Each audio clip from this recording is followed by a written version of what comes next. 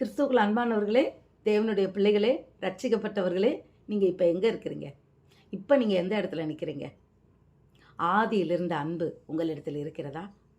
ஆதியில் வேத வாசித்த அந்த வேத வாசிப்பு, அந்த ஆசை, அந்த வேதத்தோடையே இருக்கணுன்ற அந்த உணர்ச்சி, தேவனோடு பேசிக்கிட்டே இருக்கணுன்ற அந்த ஆசை, எல்லையில்லாத அந்த மகிமை, தேவனோடு உறவாடுகின்ற அந்த உறவின் மகிமை, தேவ பிரசன்னம் இப்போ உங்ககிட்ட இருக்கா?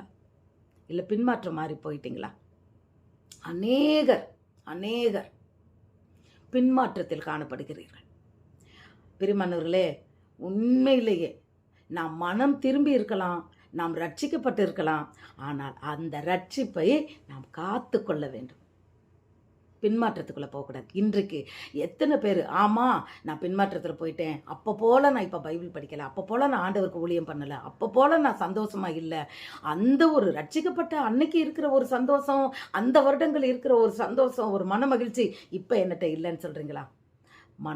நீங்கள் பின்னால் போயிட்டீங்க, முன்னால் வாங்க.